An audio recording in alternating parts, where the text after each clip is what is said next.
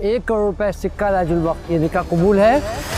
रुकिए काजी साहब, इतना बड़ा धोखा किया आप लोगों ने। क्या कहना चाह रही हैं आप? ताइन, तुमने मेरे कदमों तले जमीन खींच ली है। इतना बेबस मैंने जिंदगी में कभी महसूस नहीं किया। मैंने कोई झूठ नहीं बोला, मैंने वाकई में दाइम के साथ निकाह किया हुआ है। निम्रा, उसने तुम्हें धोखा तो नहीं दे दिया कहीं? मुझे एक बात बताओ, तुमने उससे निकाह कहाँ पे किया? कोई निकाह नामा होगा, कोई तस्वीर होगी, कोई निकाह के गवाहान, कोई कुछ अता पता है? कुछ दो मुझे।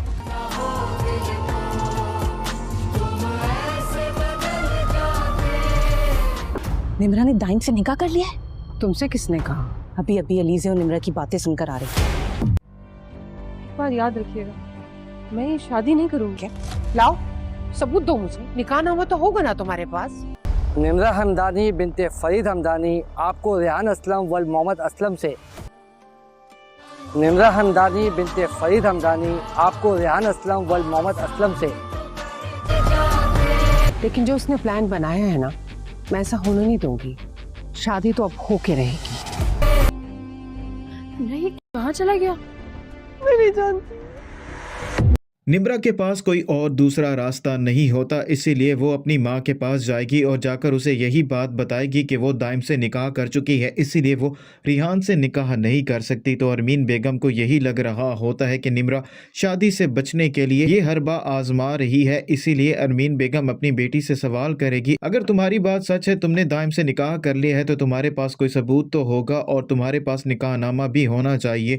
अगर तुम्हारे पास निकाहनामा है तो तुम मुझे ला कर दिखा दो, तो मैं तुम्हारी बात का एतबार कर लूंगी और मैं तुम्हारा निकाह से नहीं करवाऊंगी। लेकिन निम्रा के पास कोई भी सबूत नहीं होता, लेकिन वो सच कह रही होती है, लेकिन उसकी सच्चाई पर किसी को भी एतबार नहीं आ रहा होता। तो निम्रा की माँ उसे यही बात करेगी, मैं तुम्हारी इन बातों में नहीं आने वाली और कल हर सूरत में तुम्हारा निकाह रिहान से हो जाएगा। और निम्रा बहुत ज़्यादा परेशान हो जाती है। निम्रा इसी वजह से एक आखिरी कोशिश करना चाहती है ताकि एक मरतबा फिर जाकर वो दाइम के घर उसका पता कर सके और उसको ये बात मालूम हो कि दाइम कहाँ है और वो उससे बात क्यों नहीं कर रहा, और दाइम आकर उसके घर वालों को भी सारी हकीकत बताए कि निम्रा और दाइम निकाह कर चुके हैं। लेकिन जैसे ही निम्रा दाइम के घर जाएगी तो वहां पर कोई भी नहीं होता और निम्रा को खाली हाथ ही लौटना पड़ता है। और निम्रा जैसे ही घर वापस आ रही होती है तो रास्ते में अलीज़े घर वापस जा रही होती है, इसीलिए वो निम्रा को रास्ते पर ही देख लेती है। तो वो गाड़ी रुकवा कर निम्रा को अपने साथ गाड़ी में बिठा लेगी और उसे यही सवाल करेगी कि तुम यहाँ पर क्या कर रही हो। तो निम्रा उसे भी सारी हकीकत बता देती है कि वो दाइम का पता करने के लिए गई थी,